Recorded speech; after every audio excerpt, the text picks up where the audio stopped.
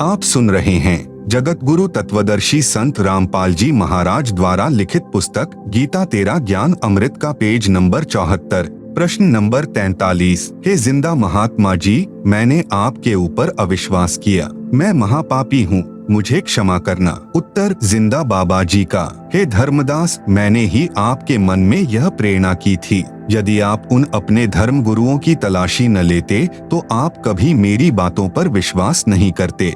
रह रहकर तेरे मन को यही बात कचोटती रहती कि ऐसा नहीं हो सकता कि हिंदू धर्म के किसी महर्षि मंडलेश्वर व संत महंत को तत्व ज्ञान नहीं। अब आप मेरी बातों पर विश्वास करोगे। विचार करो धर्मदास, जब गीता ज्ञान दाता गीता अध्याय 4 श्लोक 32 व 34 में कहता है कि जो ज्ञान परम अक्षर ब्रह्म यानी परमेश्वर अपने मुख से सुनाता है वह तत्व ज्ञान है। गीता अध्याय 4 श्लोक 32, उस ज्ञान को तू तत्वदर्शी संतों के पास जाकर समझ। गीता अध्याय 4 श्लोक 34। इससे सिद्ध हुआ कि गीता ज्ञान देने वाले परमात्मा को ही तत्व ज्ञान नहीं तो गीता पाठकों व इन प्रभु के उपासकों को ज्ञान कैसे हो सकता है। गीता अध्याय 2 श्लोक 53 में कहा कि हे अर्जुन, भिन्न भिन्न प्रकार से भ्रमित करने वाले वचनों से हटकर तेरी बुद्धि एक तत्व ज्ञान पर स्थिर हो जाएगी, तब तो तू योग यानी भक्ति को प्राप्त होगा। भावार्थ है कि तब तू भक्त बनेगा। इसलिए मैंने धर्मदास तेरे को उन संतों मंडलेश्वरों के पास जाने के लिए प्रेरित किया था। अब तू योग को प्राप्त होगा, भक्त बन सकेगा। प्रश्न नंबर 44 धर्मदास जी का। क्या पूर्ण मोक्ष के लिए भगवान विष्णु जी तथा भगवान शंकर जी की पूजा को छोड़ना पड़ेगा? उत्तर जिंदा बाबा जी का। इन प्रभुओं को नहीं छोड़ना, इनकी पूजा छोड़नी होगी। प्रश्न नंबर 45 धर्मदास जी का। हे जिंदा, मैं समझा नहीं। इन विष्णु और शंकर प्रभुओं को नहीं छोड़ना और पूजा छोड़नी पड़ेगी। मेरी संकीर्ण बुद्धि है, मैं महाज्ञानी प्राणी हूँ, कृपया विस्तार से बताने की कृपा करें। उत्तर जिंदा महात्मा जी का। हे धर्मदास जी, आप इनकी साधना शास्त्र विधि त्याग कर मनमाना आचरण कर रहे हो, जिससे आप जी को लाभ नहीं मिल रहा। इन देवताओं से लाभ लेने के साधना के मंत्र मेरे पास हैं। जैसे भैंसा है उसको भैंसा भैंसा करते रहो, वह आपकी ओर नहीं देखेगा। उसका एक विशेष मंत्र हुर्र हुर्र है, उसको सुनते ही वह तुरंत प्रभावित होता है और आवाज लगाने वाले की ओर खींचा चला आता है। इसी प्रकार इन सर्व आदरणीय देवताओं के निज मंत्र हैं, जिनसे वे पूर्ण लाभ तथा तुरंत लाभ देते हैं। प्रिय पाठकों, वही मंत्र मेरे पास यानी संत रामपाल दास के पास हैं, जो परमेश्वर जी ने गुरु जी के माध्यम से मुझे दिए हैं। आओ और प्राप्त करो। आप सुन रहे हैं जगत गुरु तत्वदर्शी संत रामपाल जी महाराज द्वारा लिखित पुस्तक गीता तेरा ज्ञान अमृत का पेज नंबर 75। जैसा कि आपको बताया था, प्रश्न नंबर 36 के उत्तर में वर्णन किया था कि यह संसार एक वृक्ष जानो, परम अक्षर पुरुष इसकी जड़ें मानो, अक्षर पुरुष तना जानो, शर पुरुष मोटी डार तथा तीनों देवता रजगुण ब्रह्मा जी, सतगुण विष्णु जी तथा तमगुण शिव जी, इस संसार रूपी वृक्ष की शाखाएं जानो और पात रूप संसार। यदि आप कहीं से आम का पौधा लेकर आए हो तो गड्ढा खोदकर उसकी जड़ों को उस गड्ढे में मिट्टी में दबाओगे और जड़ों की सिंचाई करोगे, तब वह आम का पेड़ बनेगा और उस वृक्ष की शाखाओं को फल लगेंगे। इसलिए वृक्ष की शाखाओं को तोड़ा नहीं जा सकता, परंतु इनको जड़ के स्थान पर गड्ढे में मिट्टी में दबाकर इनकी सिंचाई नहीं की जाती। ठीक इसी प्रकार संसार रूपी वृक्ष की जड़ अर्थात परम अक्षर ब्रह्म को इष्ट रूप में प्रतिष्ठित करके पूजा करने से शास्त्रानुकूल साधना होती है, जो परम लाभ देने वाली होती है। इस प्रकार किए गए भक्ति कर्मों का फल यही तीनों देवता यानी संसार वृक्ष की शाखाएं ही कर्मानुसार प्रदान करते हैं। इसलिए इनकी पूजा छोड़नी होती है, लेकिन इनको छोड़ा यानी तोड़ा नहीं जा सकता। यही प्रमाण श्रीमद् भगवत गीता अध्याय 3 श्लोक 8 से 15 तक में भी है।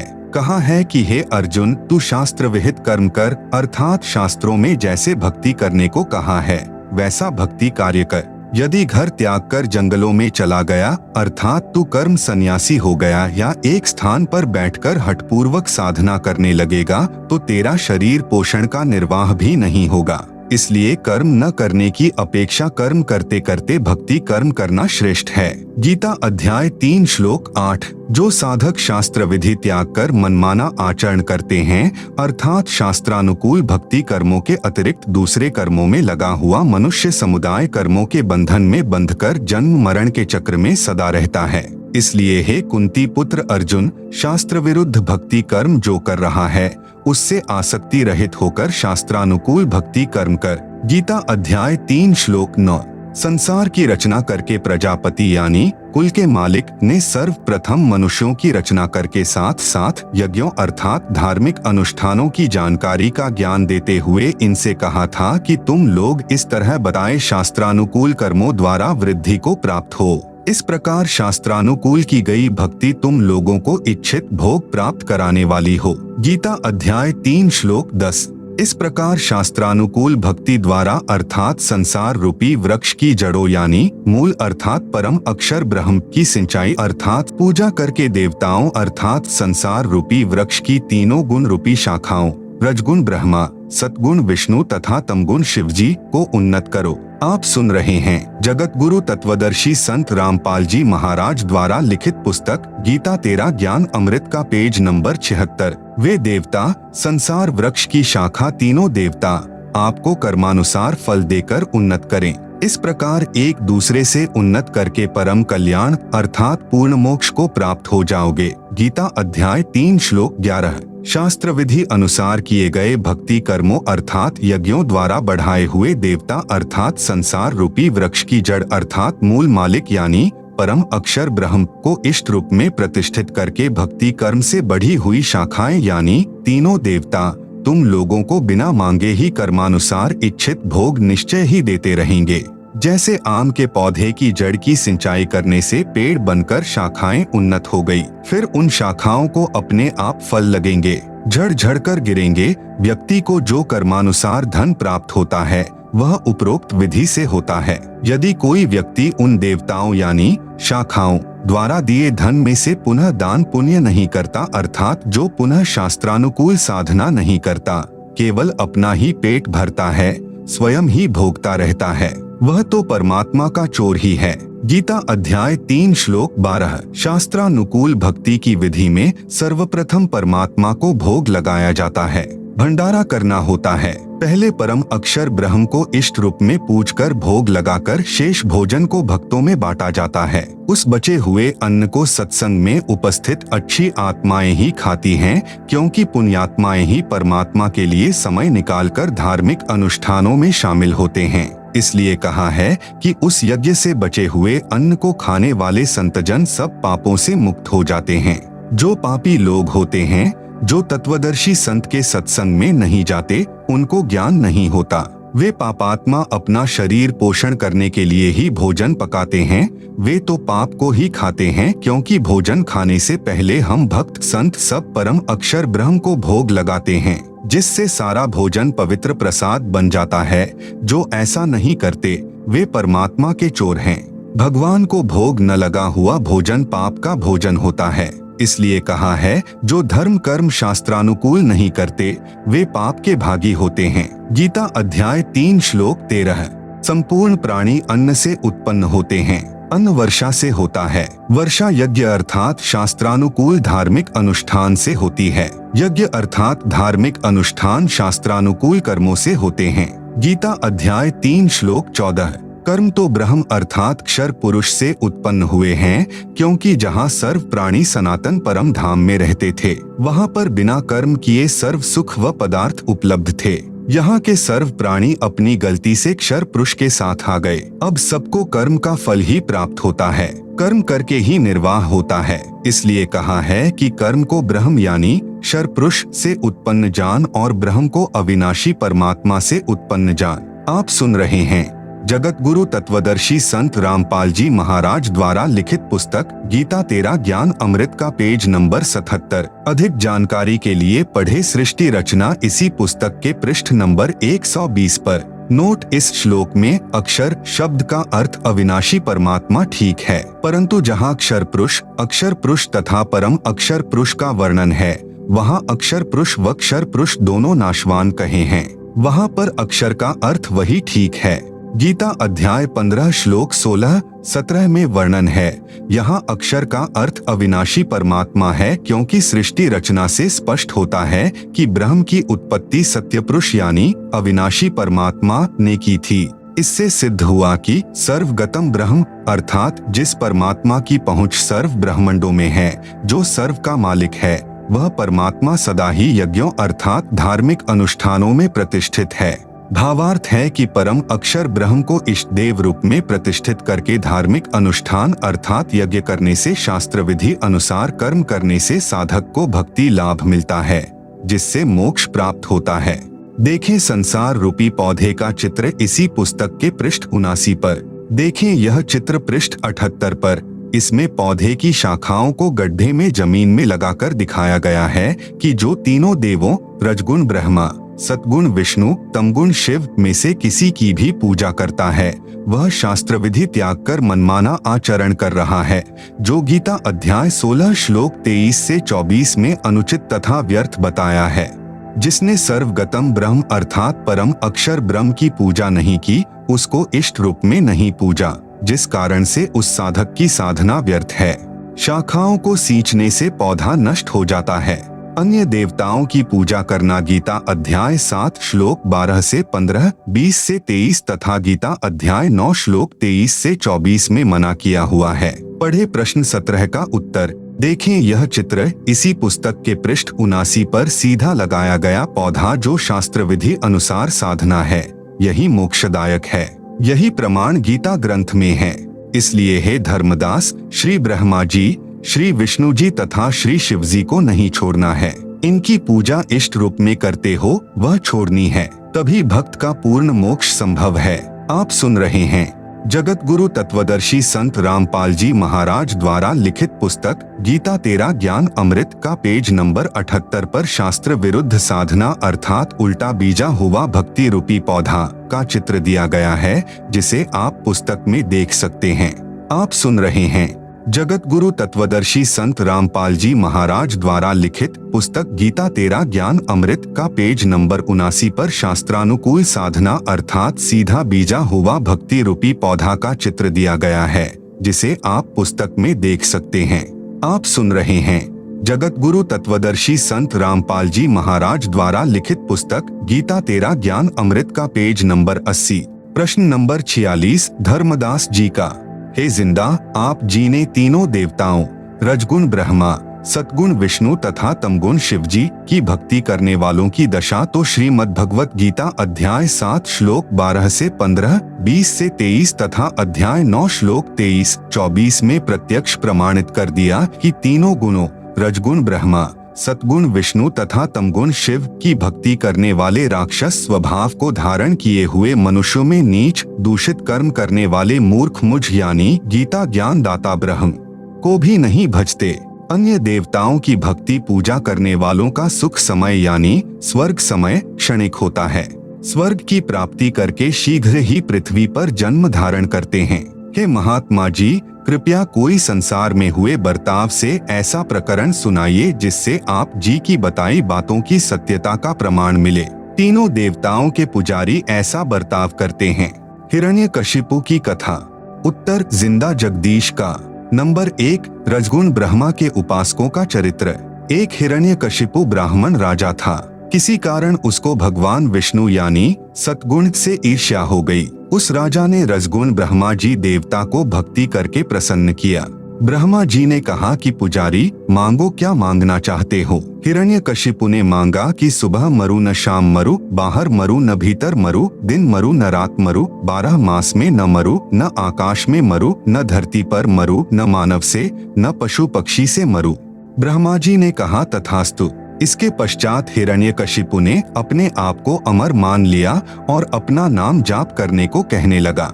जो विष्णु का नाम जपता उसको मार देता। उसका पुत्र प्रहलाद विष्णु जी की भक्ति करता था। उसको कितना सताया था। हे धर्मदास, कथा से तो आप परिचित हैं। भावार्थ है कि रजगुण ब्रह्मा का भक्त हिरण्यकशिपु राक्षस कहलाया, कुत्ते वाली मौत मारा गया। रावण तथा भस्मासुर की कथा। नंबर 2 तमगुण शिवजी के उपासकों का चरित्र। लंका के राजा रावण ने तमगुण शिव की भक्ति की थी। उसने अपनी शक्ति से 33 करोड़ देवताओं को कैद कर रखा था, फिर देवी सीता का अपहरण कर लिया। इसका क्या हाल हुआ आप सब जानते हैं। तमगुण शिव का उपासक रावण राक्षस कहलाया, सर्वनाश हुआ, निंदा का पात्र बना। अन्य उदाहरण, आप जी को भस्मासुर की कथा का तो ज्ञान है ही। भगवान शिव यानी तमोगुण की भक्ति भस्मागिरी करता था। वह 12 वर्षों तक शिव जी के द्वार के सामने ऊपर को पैर नीचे को सिर यानी शीर्षासन करके भक्ति तपस्या करता रहा। आप सुन रहे हैं जगत गुरु तत्वदर्शी संत रामपाल जी महाराज द्वारा लिखित पुस्तक गीता तेरा ज्ञान अमृत का पेज नंबर 81। एक दिन पार्वती जी ने कहा, हे महादेव, आप तो समर्थ हैं, आपका भक्त क्या मांगता है, इसे प्रदान करो प्रभु। भगवान शिव ने भस्मागिरी से पूछा, बोलो भक्त क्या मांगना चाहते हो, मैं तुझ पर अति प्रसन्न हूँ। भस्मागिरी ने कहा कि पहले वचनबद्ध हो जाओ तब मांगूंगा। भगवान शिव वचनबद्ध हो गए। तब भस्मागिरी ने कहा कि आपके पास जो भस्मकंडा यानी भस्मकड़ा है वह मुझे प्रदान करो। शिव प्रभु ने वह भस्मकंडा भस्मागिरी को दे दिया। कड़ा हाथ में आते ही भस्मागिरी ने कहा कि हो जा शिवजी होशियार, तेरे को भस्म करूंगा तथा पार्वती को पत्नी बनाऊंगा। यह कहकर अभद्र ढंग से हंसा तथा शिवजी को मारने के लिए उनकी ओर दौड़ा। भगवान शिव उस दुष्ट का उद्देश्य जानकर भाग निकले। पीछे पीछे पुजारी, आगे आगे इष्टदेव शिवजी तमगुण भागे जा रहे थे। विचार करे धर्मदास, यदि आपके देव शिव जी अविनाशी होते तो मृत्यु के भय से नहीं डरते। आप इनको अविनाशी कहा करते थे, आप इन्हें अंतर्यामी भी कहते थे। यदि भगवान शिव अंतर्यामी होते तो पहले ही भस्मागिरी के मन के गंदे विचार जान लेते। इससे सिद्ध हुआ कि ये तो अंतर्यामी भी नहीं हैं। जिस समय भगवान शिव जी आगे आगे और भस्मागिरी पीछे पीछे भागे जा रहे थे, उस समय भगवान शिव ने अपनी रक्षा के लिए परमेश्वर को पुकारा। उसी समय परम अक्षर ब्रह्म जी पार्वती का रूप बनाकर भस्मागिरी दुष्ट के सामने खड़े हो गए तथा कहा, हे भस्मागिरी, आ मेरे पास बैठ। भस्मागिरी को पता था कि अब शिवजी निकट स्थान पर नहीं रुकेंगे। भस्मागिरी तो पार्वती के लिए ही तो सर्व उपद्रव कर रहा था। हे धर्मदास, आपको सर्व कथा का पता है। पार्वती रूप में परमात्मा ने भस्मागिरी को गंडेहथ नाच नचाकर भस्म किया। तमोगुण शिव का पुजारी भस्मागिरी अपने गंदे कर्म से भस्मासुर अर्थात भस्मा राक्षस कहलाया। इसलिए इन तीनों देवों के पुजारियों को राक्षस स्वभाव को धारण किए हुए मनुष्यों में नीच दूषित कर्म करने वाले मूर्ख कहा है। हरिद्वार में साधुओं का कत्लेआम। नंबर 3। अब सतगुण श्री विष्णु जी के पुजारियों की कथा सुनाता हूँ। एक समय हरिद्वार में हर की पौड़ियों पर कुंभ का मेला लगा। उस अवसर पर तीनों गुणों के उपासक अपने अपने समुदाय में एकत्रित हो जाते हैं। गिरि, पुरी, नागानाथ ये भगवान तमोगुण शिव के उपासक होते हैं तथा वैष्णव सतगुण भगवान विष्णु जी के उपासक होते हैं। हर की पौड़ियों पर प्रथम स्नान करने पर दो समुदायों नागा तथा वैष्णवों का झगड़ा हो गया। लगभग 25,000 त्रिगुण यानी रजगुण ब्रह्मा, सतगुण विष्णु तथा तमगुण शिव के पुजारी लड़कर मर गए, कत्लेआम कर दिया। तलवारों, छुरों, कटारी से एक दूसरे की जान ले ली। सूक्ष्म वेद में कहा है कि तीर, तुपक, तलवार, कटारी जमधड़ जोर बधावे हैं। हर पैड़ी हर हेत नहीं जाना, वहाँ जा तेग चलावे हैं। काटे शीश नहीं दिल करुणा, जग में साथ कहावे हैं। जो जन इनके दर्शन को जावे, उनको भी नरक पठावे हैं। आप सुन रहे हैं जगत गुरु तत्वदर्शी संत रामपाल जी महाराज द्वारा लिखित पुस्तक गीता तेरा ज्ञान अमृत का पेज नंबर 82। हे धर्मदास, उपरोक्त सत्य घटनाओं से सिद्ध हुआ कि रजगुण ब्रह्मा जी, सतगुण विष्णु जी तथा तमगुण शिव जी की पूजा करने वालों को गीता अध्याय 7 श्लोक 12 से 15 में राक्षस स्वभाव को धारण किए हुए मनुष्यों में नीच दूषित कर्म करने वाले मूर्ख कहा है। परमेश्वर जिंदा जी के मुख कमल से उपरोक्त कथा सुनकर धर्मदास जी का सिर फटने को हो गया, चक्कर आने लगे। हिम्मत करके धर्मदास बोला, हे प्रभु, आपने तो मुझ ज्ञान के अंधे को आंखें दे दी दाता। उपरोक्त सर्व कथाएं हम सुना तथा पढ़ा करते थे, परंतु कभी विचार नहीं आया कि हम गलत रास्ते पर चल रहे हैं। आपका 100 बार धन्यवाद। आप जी ने मुझ पापी को नरक से निकाल दिया प्रभु। प्रश्न नंबर 47 धर्मदास जी का, हे जिंदा महात्मा, आपने बताया और गीता अध्याय 7 श्लोक 18 में मैंने भी आंखों देखा, जिसमें गीता ज्ञान दाता ब्रह्म ने अपनी साधना से होने वाली गति को अनुत्तम अर्थात घटिया बताया है। उसको भी इसी तरह स्पष्ट करने की कृपा करें। कोई कथा प्रसंग सुनाएं। उत्तर, जिंदा बाबा वेशधारी परमेश्वर का। गीता अध्याय 2 श्लोक 12, गीता अध्याय 4 श्लोक 5 तथा 9, गीता अध्याय 10 श्लोक 2 में गीता ज्ञानदाता ब्रह्म ने कहा है कि हे अर्जुन, मेरे और तेरे बहुत से जन्म हो चुके हैं, तू नहीं जानता, मैं जानता हूँ। श्रीमद् भगवत गीता अध्याय 15 श्लोक 4 में कहा है कि तत्वदर्शी संत से तत्व ज्ञान प्राप्त करके परमेश्वर के उस परम पद की खोज करनी चाहिए, जहाँ जाने के पश्चात साधक लौटकर फिर संसार में कभी नहीं आते। जिस परमेश्वर से संसार रूपी वृक्ष की प्रवृत्ति विस्तार को प्राप्त हुई हो, अर्थात जिस परमेश्वर ने सर्व संसार की उत्पत्ति की है, उसी परमेश्वर की भक्ति कर। फिर गीता अध्याय 18 श्लोक 62 में गीता ज्ञान दाता ने कहा कि हे अर्जुन, तू सर्वभाव से उस परमेश्वर की शरण में जा। उस परमेश्वर की कृपा से ही तू परम शांति तथा सनातन परम धाम को प्राप्त होगा। हे धर्मदास, जब तक जन्म मरण रहेगा तब तक परम शांति नहीं हो सकती और न ही सनातन परम धाम प्राप्त हो सकता। वास्तव में परम गति उसको कहते हैं जिसमें जन्म मरण सदा के लिए समाप्त हो जाए, जो ब्रह्म साधना से कभी नहीं हो सकती। इसलिए गीता अध्याय 7 श्लोक 18 में गीता ज्ञान दाता ने बताया है कि जो ज्ञानी आत्मा है, मेरे विचार में सब नेक हैं, परंतु वे सब मेरी अनुत्तम यानी घटिया गति में ही लीन हैं, क्योंकि वे मेरी यानी ब्रह्म की भक्ति कर रहे हैं।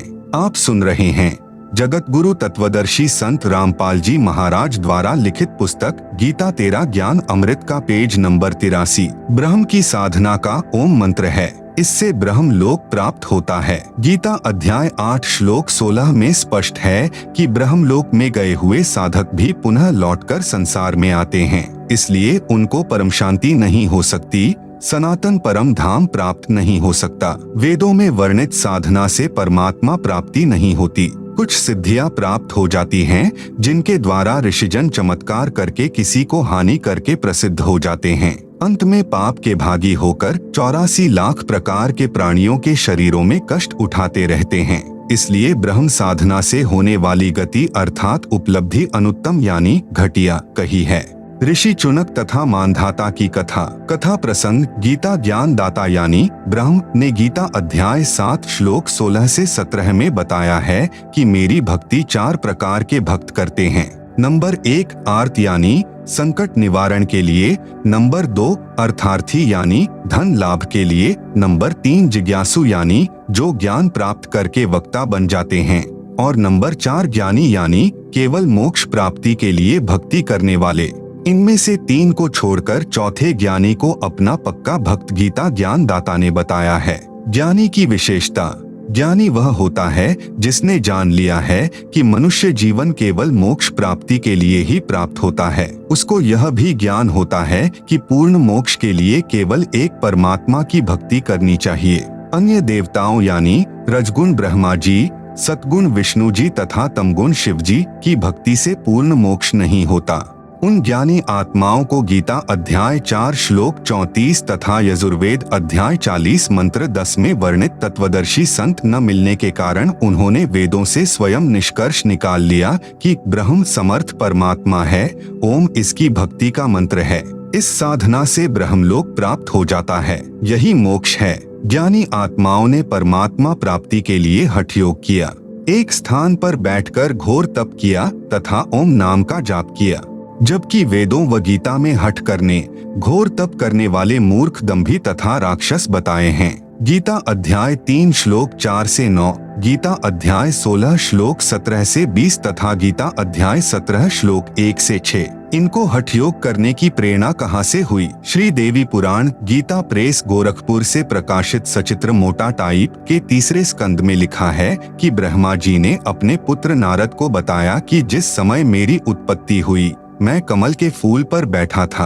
आकाशवाणी हुई कि तप करो। मैंने 1000 वर्ष तक तप किया। आप सुन रहे हैं जगत गुरु तत्वदर्शी संत रामपाल जी महाराज द्वारा लिखित पुस्तक गीता तेरा ज्ञान अमृत का पेज नंबर 84। हे धर्मदास, ब्रह्मा जी को वेद तो बाद में सागर मंथन में मिले थे। उनको पढ़ा तो यजुर्वेद अध्याय 40 के मंत्र 15 में ओम नाम मिला। उसका जाप तथा आकाशवाणी से सुना हठ योग यानी घोर तप दोनों मिलाकर ब्रह्मा जी स्वयं करने लगे तथा अपनी संतानों यानी ऋषियों को बताया। चारों वेदों तथा इन्हीं का निष्कर्ष श्रीमद् भगवत गीता में हठ करके घोर तप करने वालों को राक्षस, क्रूरकर्मी, नराधम यानी नीच व्यक्ति कहा है। प्रमाण गीता अध्याय 16 श्लोक 17 से 20 तथा अध्याय 17 श्लोक 1 से 6 में वही साधना ज्ञानी आत्मा ऋषिजन करने लगे। उन ज्ञानी आत्माओं में से एक चुनक ऋषि का प्रसंग सुनाता हूँ जिससे आपके प्रश्न का सटीक उत्तर मिल जाएगा। एक चुनक नाम का ऋषि था।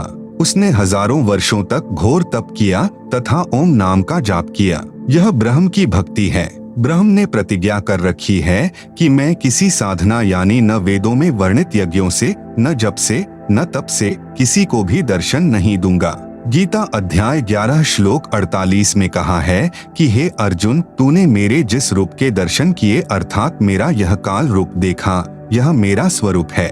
इसको न तो वेदों में वर्णित विधि से देखा जा सकता, न किसी जप से, न तप से, न यज्ञ से तथा न किसी क्रिया से देखा जा सकता। गीता ज्ञान दाता ने गीता अध्याय 7 श्लोक 24 से 25 में स्पष्ट किया है कि यह मेरा अविनाशी विधान है कि मैं कभी किसी को दर्शन नहीं देता, अपनी योग माया से छिपा रहता हूँ। ये मूर्ख लोग मुझे मनुष्य रूप अर्थात कृष्ण रूप में मान रहे हैं।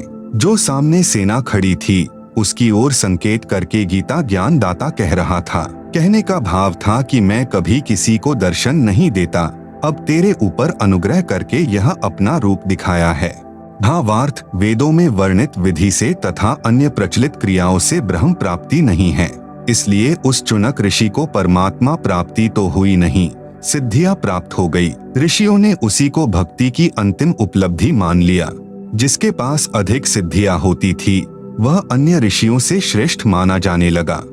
यही उपलब्धि चुनक ऋषि को प्राप्त थी। एक मानधाता चक्रवर्ती राजा यानी जिसका राज्य पूरी पृथ्वी पर हो, ऐसा शक्तिशाली राजा था। उसके पास 72 अक्षौणी सेना थी। राजा ने अपने अधीन राजाओं को कहा कि जिसको मेरी पराधीनता स्वीकार नहीं वे मेरे साथ युद्ध करें। एक घोड़े के गले में एक पत्र बांध दिया कि जिस राजा को राजा मानधाता की अधीनता स्वीकार न हो वो इस घोड़े को पकड़ ले और युद्ध के लिए तैयार हो जाए। पूरी पृथ्वी पर किसी भी राजा ने घोड़ा नहीं पकड़ा। घोड़े के साथ कुछ सैनिक भी थे। वापस आते समय ऋषि चुनक ने पूछा कि कहाँ गए थे सैनिकों। उत्तर मिला कि पूरी पृथ्वी पर घूम आए, किसी ने घोड़ा नहीं पकड़ा, किसी ने राजा का युद्ध नहीं स्वीकार किया। ऋषि ने कहा कि मैंने यह युद्ध स्वीकार लिया। आप सुन रहे हैं जगत गुरु तत्वदर्शी संत रामपाल जी महाराज द्वारा लिखित पुस्तक गीता तेरा ज्ञान अमृत का पेज नंबर 85। सैनिक बोले, हे कंगाल, तेरे पास दाने तो खाने को है नहीं और युद्ध करेगा महाराजा मानधाता के साथ। ऋषि चुनक जी ने घोड़ा पकड़कर वृक्ष से बांध लिया। मानधाता राजा को पता चला तो युद्ध की तैयारी हुई। राजा ने 72 अक्षौणी सेना की 4 टुकड़ियां बनाई। ऋषि पर हमला करने के लिए एक टुकड़ी 18 अक्षौणी यानी 18 करोड़ सेना भेज दी। दूसरी ओर ऋषि ने अपनी सिद्धि से 4 पुतलियां बनाई। एक पुतली छोड़ी जिसने राजा की 18 अक्षौणी सेना का नाश कर दिया।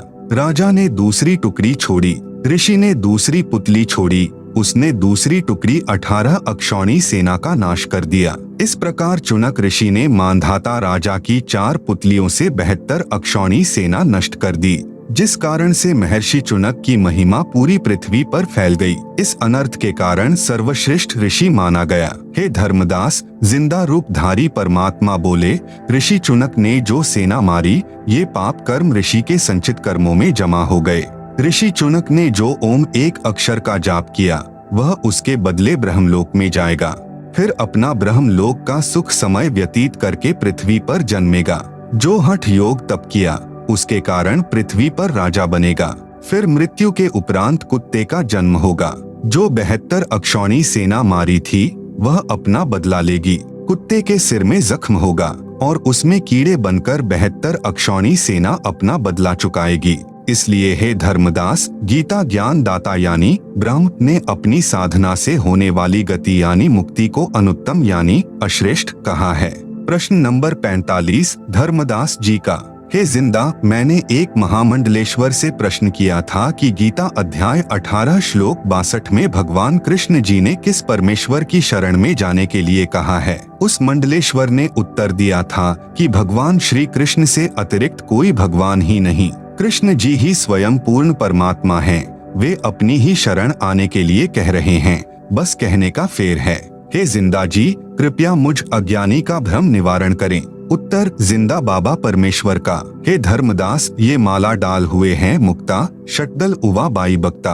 आपके सर्व मंडलेश्वर तथा शंकराचार्य अटबट करके भोली जनता को भ्रमित कर रहे हैं। कह रहे हैं कि गीता ज्ञान दाता गीता अध्याय 18 श्लोक 62 में अर्जुन को अपनी शरण में आने को कहता है। यह बिल्कुल गलत है, क्योंकि गीता अध्याय 2 श्लोक 7 में अर्जुन ने कहा कि हे कृष्ण, अब मेरी बुद्धि ठीक से काम नहीं कर रही है। मैं आपका शिष्य हूँ, आपकी शरण में हूँ।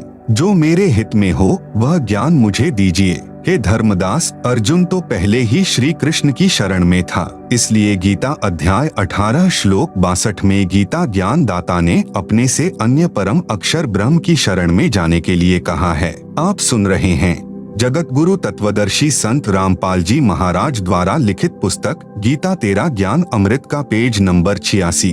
गीता अध्याय 4 श्लोक 3 में गीता ज्ञान दाता ने कहा है कि हे अर्जुन, तू मेरा भक्त है, इसलिए यह गीता शास्त्र सुनाया है। गीता ज्ञान दाता से अन्य पूर्ण परमात्मा का अन्य प्रमाण गीता अध्याय 13 श्लोक 11 से 28, 30, 31, 34 में भी है। श्रीमद्भगवत गीता अध्याय 13 श्लोक 1 में गीता ज्ञान दाता ने कहा है कि शरीर को क्षेत्र कहते हैं। जो इस क्षेत्र अर्थात शरीर को जानता है उसे क्षेत्रज्ञ कहा जाता है। गीता अध्याय 13 श्लोक 1। गीता अध्याय 13 श्लोक 2 में गीता ज्ञान दाता ने कहा है कि मैं क्षेत्रज्ञ हूँ। क्षेत्र तथा क्षेत्रज्ञ दोनों को जानना ही तत्व ज्ञान कहा जाता है, ऐसा मेरा मत है। गीता अध्याय 13 श्लोक 10 में कहा है कि मेरी भक्ति अव्यभिचारिणी होनी चाहिए, जैसे अन्य देवताओं की साधना तो गीता अध्याय 7 श्लोक 12 से 15 तथा 20 से 23 में तथा अध्याय 9 श्लोक 23 से 24 में व्यर्थ कही है। केवल ब्रह्म की भक्ति करें। उसके विषय में यहाँ कहा है कि अन्य देवता में आसक्त न हो। भावार्थ है कि भक्ति व मुक्ति के लिए ज्ञान समझें, वक्ता बनने के लिए नहीं। इसके अतिरिक्त वक्ता बनने के लिए ज्ञान सुनना अज्ञान है। पतिव्रता स्त्री की तरह केवल मुझ में आस्था रखकर भक्ति करें। अन्य मनुष्यों में बैठकर बातें बनाने का स्वभाव नहीं होना चाहिए। एकांत स्थान में रहकर भक्ति करें। गीता अध्याय 13 श्लोक 11 में गीता ज्ञान दाता ने कहा है कि अध्यात्म ज्ञान में रुचि रखकर तत्व ज्ञान के लिए सद्ग्रंथों को देखना तत्व ज्ञान है, वह ज्ञान है। तथा तत्व ज्ञान की अपेक्षा कथा कहानियां सुनाना, सुनना, शास्त्र विधि विरुद्ध भक्ति करना, यह सब अज्ञान है। तत्व ज्ञान के लिए परमात्मा को जानना ही ज्ञान है। गीता अध्याय 13 श्लोक 12 में गीता ज्ञान दाता ने अपने से परम ब्रह्म यानी श्रेष्ठ परमात्मा का ज्ञान कराया है, जो परमात्मा ज्ञेयम यानी जानने योग्य है, जिसको जानकर अमृतम अश्नुते यानी अमृतत्व प्राप्त होता है, अर्थात पूर्ण मोक्ष का अमृत जैसा आनंद भोगने को मिलता है, उसको भली भांति कहूँगा। तत् यानी वह दूसरा, ब्रह्म यानी परमात्मा न तो सत कहा जाता है और न असत, अर्थात गीता ज्ञान दाता ने अध्याय 4 श्लोक 32-34 में कहा है कि जो तत्व ज्ञान है उसमें परमात्मा का पूर्ण ज्ञान है। वह तत्व ज्ञान परमात्मा अपने मुख कमल से स्वयं उच्चारण करके बोलता है। उस तत्व ज्ञान को तत्वदर्शी संत जानते हैं। उनको दंडवत प्रणाम करने से, नम्रता पूर्वक प्रश्न करने से वे परमात्म तत्व को भली भांति जानने वाले तत्वदर्शी संत तुझे तत्व ज्ञान का उपदेश करेंगे। इससे सिद्ध हुआ कि गीता ज्ञान दाता को परमात्मा का पूर्ण ज्ञान नहीं है, इसलिए कह रहा है कि वह दूसरा परमात्मा जो गीता ज्ञान दाता से भिन्न है वह न सत है न ही असत। यहाँ पर प्लस ब्रह्म का अर्थ 7 संख ब्रह्मांड वाले पर ब्रह्म अर्थात गीता अध्याय 15 श्लोक 16 वाले अक्षर पुरुष से नहीं है, क्योंकि काल लोक जो 21 ब्रह्मांडों का क्षेत्र है में अक्षर पुरुष जिसे परब्रह्म कहा है की विशेष भूमिका नहीं है। आप सुन रहे हैं जगत गुरु तत्वदर्शी संत रामपाल जी महाराज द्वारा लिखित पुस्तक गीता तेरा ज्ञान अमृत का पेज नंबर 87। यहाँ काल लोक में काल तथा दयाल की भूमिका है, इसलिए यहाँ पर माने दूसरा और ब्रह्म माने परमात्मा, ब्रह्म से अन्य परमात्मा पूर्ण ब्रह्म का वर्णन है। भावार्थ, गीता अध्याय 13 श्लोक 12 में गीता ज्ञान दाता कह रहा है कि जो मेरे से दूसरा ब्रह्म अर्थात प्रभु है वह अनादि वाला है। अनादि का अर्थ है जिसका कभी आदि अर्थात शुरुआत न हो, कभी जन्म न हुआ हो। गीता ज्ञानदाता अक्षर पुरुष है, इसे ब्रह्म भी कहा जाता है। इसने गीता अध्याय 2 श्लोक 12, गीता अध्याय 4 श्लोक 5, 9, गीता अध्याय 10 श्लोक 2 में स्वयं स्वीकारा है कि हे अर्जुन, तेरे और मेरे बहुत जन्म हो चुके हैं, तू नहीं जानता, मैं जानता हूँ। इससे सिद्ध हुआ कि गीता ज्ञानदाता अनादि वाला ब्रह्म अर्थात प्रभु नहीं है। इससे यह सिद्ध हुआ कि गीता ज्ञानदाता ने अध्याय 13 के श्लोक 12 में अपने से अन्य अविनाशी परमात्मा की महिमा कही है।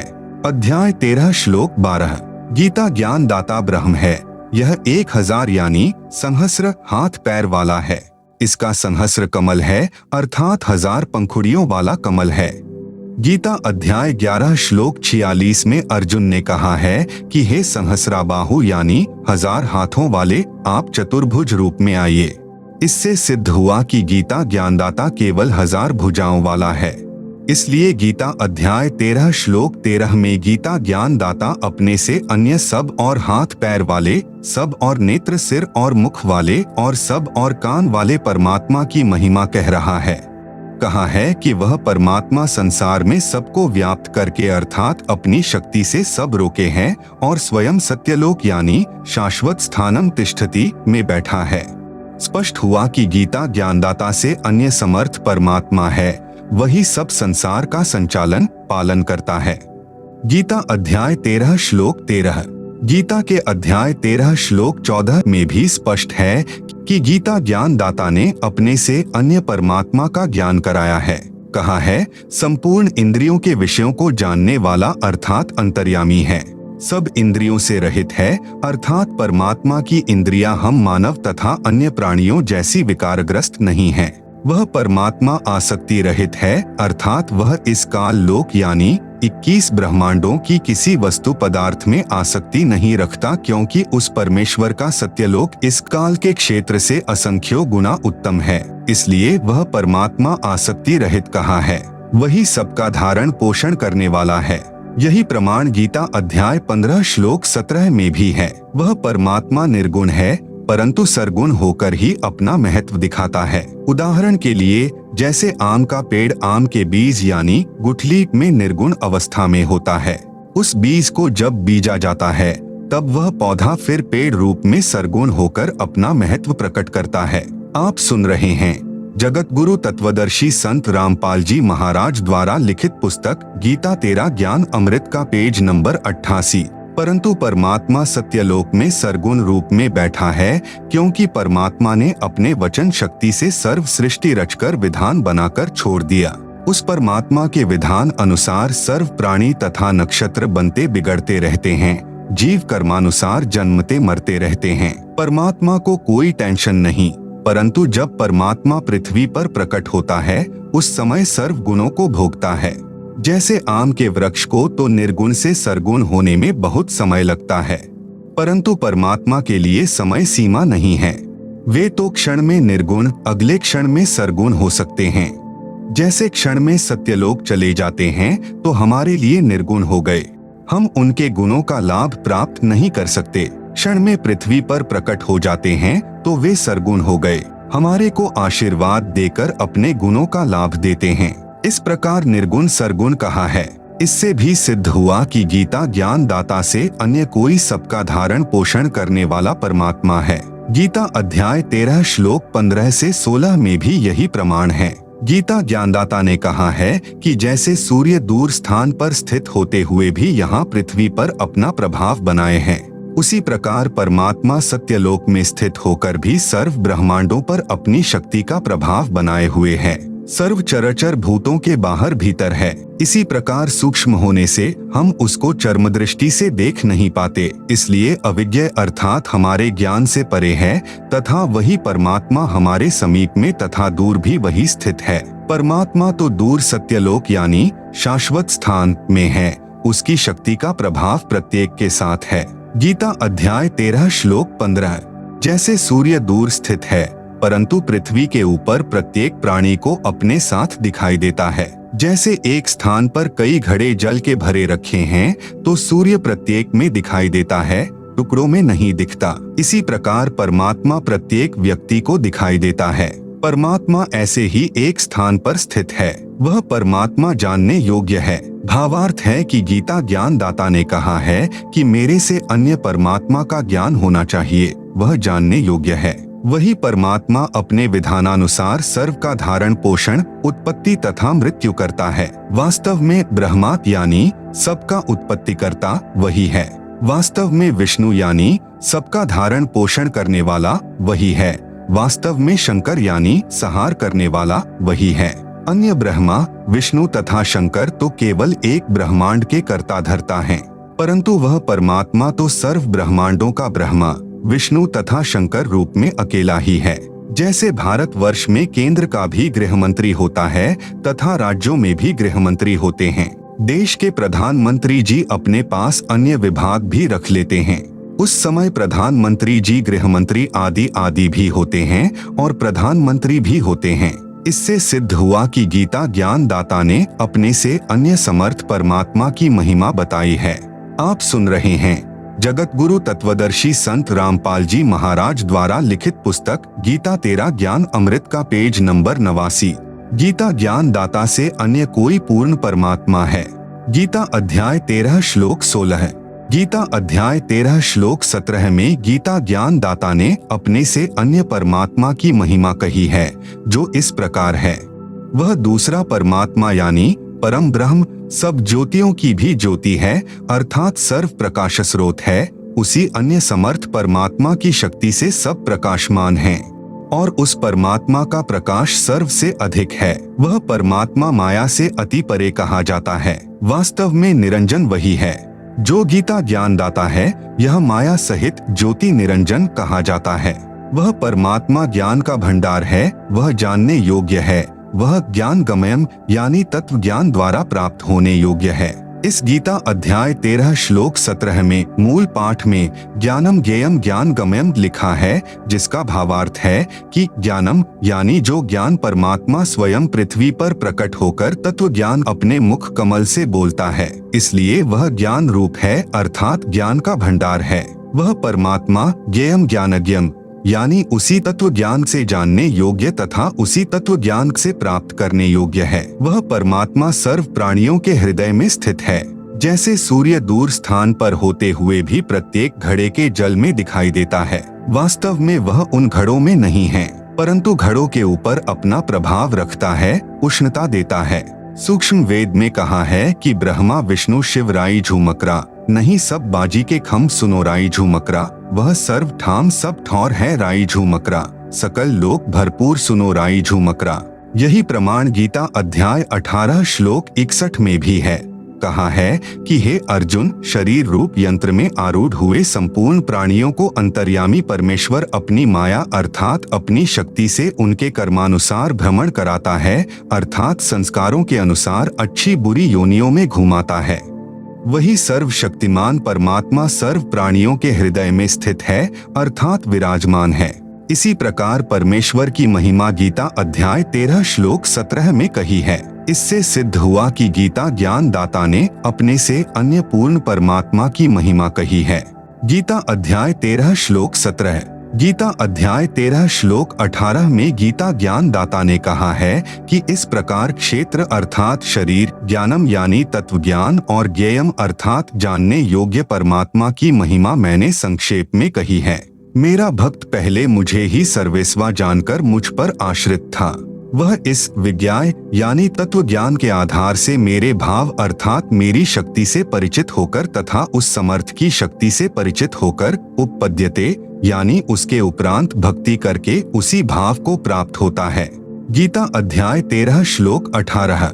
इसी प्रकार गीता अध्याय 13 श्लोक 19 में गीता ज्ञान दाता ने अपने से अन्य पुरुष अर्थात परमात्मा की महिमा कही है। आप सुन रहे हैं जगत गुरु तत्वदर्शी संत रामपाल जी महाराज द्वारा लिखित पुस्तक गीता 13 ज्ञान अमृत का पेज नंबर 90। कहा है कि प्रकृति और पुरुष दोनों ही अनादि हैं। यहाँ पर प्रकृति से तात्पर्य सत्यलोक की प्रकृति से है, जिसको पराशक्ति, परानंदनी, महान प्रकृति कहा जाता है। पुरुष का अर्थ पूर्ण परमात्मा है। ये दोनों अनादि हैं। इस प्रकृति का भावार्थ दुर्गा स्त्री रूप की तरह स्त्री रूप प्रकृति से नहीं है। जैसे सूर्य है तो उसकी प्रकृति उष्णता भी साथ ही है, इसी प्रकार सत्य पुरुष तथा उसकी प्रकृति अर्थात शक्ति दोनों अनादि हैं। इस प्रकार विकार तथा तीनों गुण जिससे उत्पन्न हुए हैं वह अन्य प्रकृति है, उससे उत्पन्न हुए हैं, ऐसा जान। गीता अध्याय 7 श्लोक 4-5 में दो प्रकृति कही हैं, एक जड़ और दूसरी चेतन दुर्गा देवी। यहाँ पर दूसरी प्रकृति दुर्गा कही है। गीता अध्याय 13 श्लोक 19। गीता अध्याय 13 श्लोक 20 में भी अन्य पुरुषः यानी परमात्मा का वर्णन है। गीता प्रेस गोरखपुर से प्रकाशित गीता के इस श्लोक के अनुवाद में पुरुषः का अर्थ जीवात्मा किया। वास्तव में यहाँ पुरुष का अर्थ परमात्मा है। गीता अध्याय 13 श्लोक 20 का यथार्थ अनुवाद देखें गहरी नजर गीता में, जो हमारी वेबसाइट पर देखी व डाउनलोड की जा सकती है। वेबसाइट का नाम है www.jagatgururampalji.org। गीता अध्याय 13 श्लोक 21 में भी अन्य पुरुषः यानी परमात्मा का वर्णन है। इसके अनुवाद में गीता प्रेस गोरखपुर से प्रकाशित में पुरुषा का अर्थ पुरुष ही किया है। यह ठीक है। पुरुष का अर्थ परमात्मा होता है। प्रकरणवश पुरुषः का अर्थ मनुष्य भी किया जाता है, क्योंकि परमात्मा ने मनुष्य को अपने स्वरूप के अनुरूप बनाया है। इसलिए कहा जाता है कि नर नारायण रूप है, तू ना समझ देही। 84 लाख प्रकार के जीवों से मानव देह उत्तम है। गीता अध्याय 13 श्लोक 22 में भी गीता ज्ञान दाता ने अपने से अन्य परमात्मा का प्रत्यक्ष प्रमाण बताया है। गीता प्रेस गोरखपुर से प्रकाशित गीता में इस श्लोक का अर्थ बिल्कुल गलत किया है। देखें इसी पुस्तक में पृष्ठ 204 से 357 तक यथार्थ अनुवाद। जैसे पूर्व के श्लोकों में वर्णन आया है कि परमात्मा प्रत्येक जीव के साथ ऐसे रहता है जैसे सूर्य प्रत्येक घड़े के जल में स्थित दिखाई देता है, उस जल को अपनी उष्णता दे रहा है। इसी प्रकार परमात्मा प्रत्येक जीव के हृदय कमल में ऐसे विद्यमान है जैसे सौर ऊर्जा संयंत्र जहाँ भी लगा है तो वह सूर्य से उष्णता प्राप्त करके ऊर्जा संग्रह करता है। इसी प्रकार प्रत्येक जीव के साथ परमात्मा रहता है।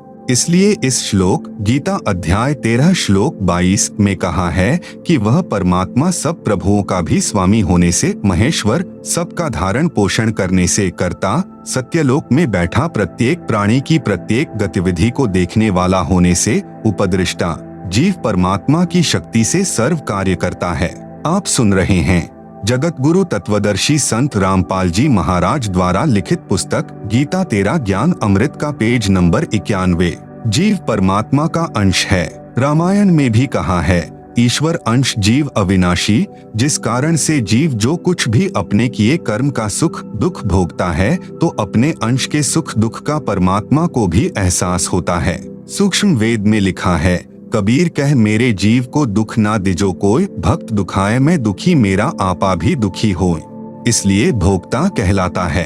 प्रत्येक प्राणी को गुप्त रूप से उचित राय देता है, जिस कारण से परमात्मा अनुमंता कहलाता है। परमात्मा शब्द का संधि विच्छेद परम प्लस आत्मा यानी श्रेष्ठ आत्मा यानी परमात्मा। यदि कोई दुख का भोग भी देता है, सुख का भोग भी देता है, जैसे कर्म करेगा जीव वैसे अवश्य भोगेगा, तो वह परमात्मा नहीं कहा जा सकता, वह श्रेष्ठ आत्मा नहीं होता। जैसे इस काल यानी ब्रह्म के लोक में विधान है कि जैसा कर्म करोगे वैसा फल आपको भगवान अवश्य देगा, तो यह प्रभु यानी स्वामी तो है, परंतु परम आत्मा नहीं है। इस मानव शरीर में परह यानी दूसरा, पुरुषः यानी परमात्मा जो जीव के साथ अभिन्न रूप से रहता है।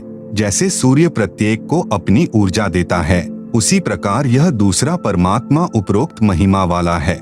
जैसे सौर ऊर्जा से जो बल्ब जगता है उसमें सूर्य होता है, यानी सूर्य की ऊर्जा कार्य करती है। इसी प्रकार पूर्ण परमात्मा की भूमिका समझें। गीता अध्याय 13 श्लोक 23 में भी अन्य पुरुषम यानी परमात्मा बताया है। कहा है कि जो संत उपरोक्त प्रकार से पुरुषम यानी परमात्मा प्रकृति तथा गुणों सहित जानता है, वह संत साधक सब प्रकार से परमात्मा में लीन वर्तमान यानी रहता हुआ पुनर्जन्म को प्राप्त नहीं होता, अर्थात उसका पूर्ण मोक्ष हो जाता है। गीता अध्याय 13 श्लोक 24 में भी अन्य परमात्मा का वर्णन है, जो गीता ज्ञान दाता से अन्य है। कहा है कि जो परमात्मा सूर्य के सदृश जीवात्मा के साथ अभेद रूप से रहता है, उसको साधक ध्यान द्वारा दिव्य दृष्टि से हृदय में देखते हैं, जैसे बिजली को टेस्टर द्वारा देख लेते हैं। अन्य साधक ज्ञान सुनकर विश्वास करके परमात्मा का स्वरूप स्वीकार कर लेते हैं। अन्य भक्तजन कर्मयोगेन यानी परमात्मा के कर्मों अर्थात लीलाओं को देखकर परमात्मा का अस्तित्व जान लेते हैं। जैसे संसार में लगभग 7 अरब जनसंख्या है, किसी का भी चेहरा यानी फेस एक दूसरे से नहीं मिलता। कवि ने कहा है, कई अरब बनाए बंदे आँख नाक हाथ लगाए, एक दूसरे के नाल कोई भी रलदे नहीं रलाए। इससे भी सिद्ध होता है कि कोई सर्वज्ञ शक्ति है, उसे परमात्मा कहा जाता है। कुछ भक्तजन परमात्मा के इस प्रकार के कार्य देखकर परमात्मा को मानते हैं। गीता अध्याय 12 श्लोक 25 में कहा है कि जो शिक्षित नहीं और जो न ध्यान करते हैं, न ज्ञान को समझ पाते हैं और न वे परमात्मा की संरचना से परमात्मा को समझ पाते हैं। आप सुन रहे हैं जगत गुरु तत्वदर्शी संत रामपाल जी महाराज द्वारा लिखित पुस्तक गीता 13 ज्ञान अमृत का पेज नंबर 92। वे अन्य शिक्षित विद्वान व्यक्तियों से परमात्मा की महिमा सुनकर मान लेते हैं कि जब यह शिक्षित और ज्ञानी व्यक्ति कह रहा है तो परमात्मा है। फिर वे उपासना करने लग जाते हैं। वे उसे सुनने के कारण परमात्मा के अस्तित्व को मानकर उपासना करने के कारण इस मृतलोक यानी मृत्यु संसार से पार हो जाते हैं। गीता अध्याय 13 श्लोक 26 में तो इतना ही कहा है कि सर्व प्राणी क्षेत्र अर्थात दुर्गा के शरीर तथा क्षेत्रज्ञ अर्थात गीता ज्ञान दाता अक्षर ब्रह्म के संयोग से उत्पन्न होते हैं। ध्यान रहे, गीता ज्ञान दाता ने गीता के इसी अध्याय 13 के श्लोक 1 में कहा है कि क्षेत्र तो शरीर को कहते हैं तथा जो शरीर के विषय में जानता है उसे क्षेत्रज्ञ कहते हैं। गीता अध्याय 13 श्लोक 2 में कहा है, इस काल लोक यानी 21 ब्रह्मांडों के क्षेत्र में जितने प्राणी उत्पन्न होते हैं वे दुर्गा जी तथा काल भगवान के संयोग से होते हैं, अर्थात नर मादा से काल प्रेरणा से काल सृष्टि उत्पन्न होती है। गीता अध्याय 13 श्लोक 27 में अन्य परमेश्वर स्पष्ट है, जो गीता ज्ञान दाता से अन्य है यानी भिन्न है।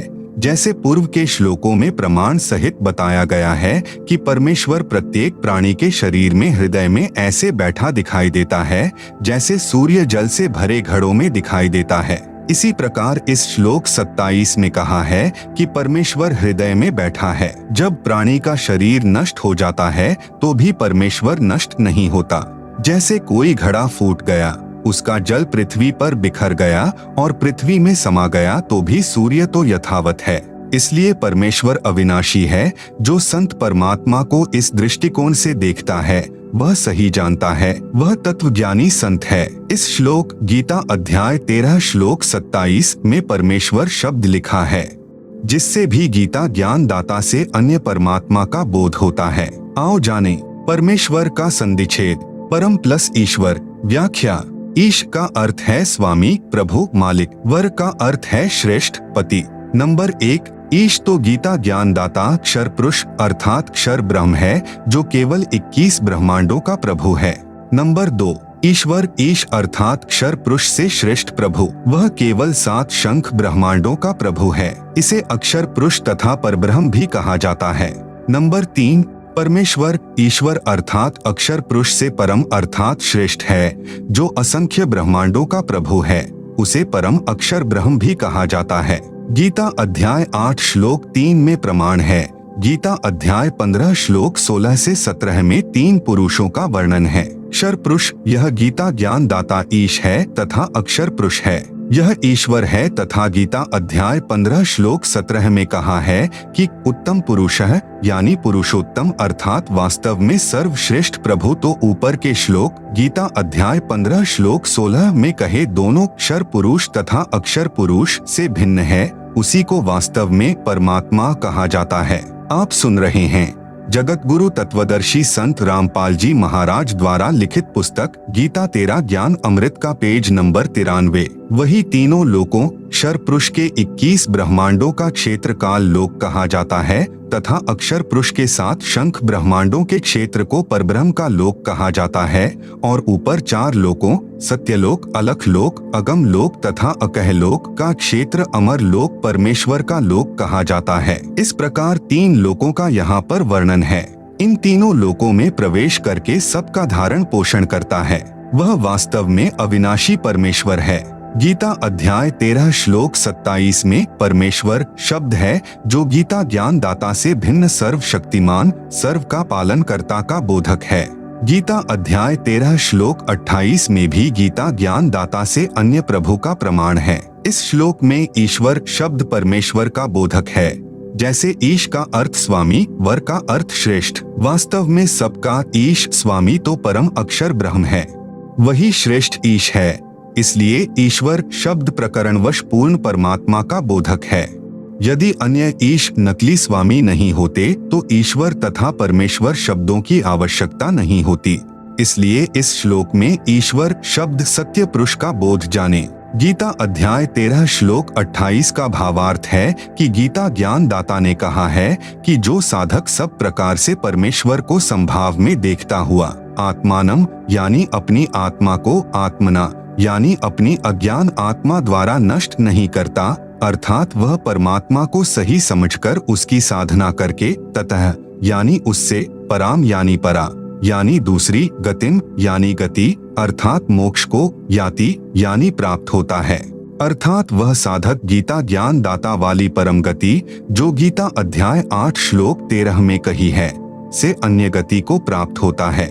गीता अध्याय 13 श्लोक 30 में स्पष्ट है कि गीता ज्ञान दाता ने अपने से अन्य परमात्मा की महिमा बताई है। कहा है कि जो संत सर्व प्राणियों की स्थिति भिन्न भिन्न होते हुए भी एक परमात्मा सर्वशक्तिमान के अंतर्गत मानता है तो वह समझो सच्चिदानंद घन ब्रह्म अर्थात परम अक्षर ब्रह्म को प्राप्त हो गया है। वह सत्य भक्ति करके उस परमेश्वर को प्राप्त हो जाता है। गीता अध्याय 13 श्लोक 31 में भी गीता ज्ञान दाता ने अपने से अन्य परमात्मा के विषय में कहा है।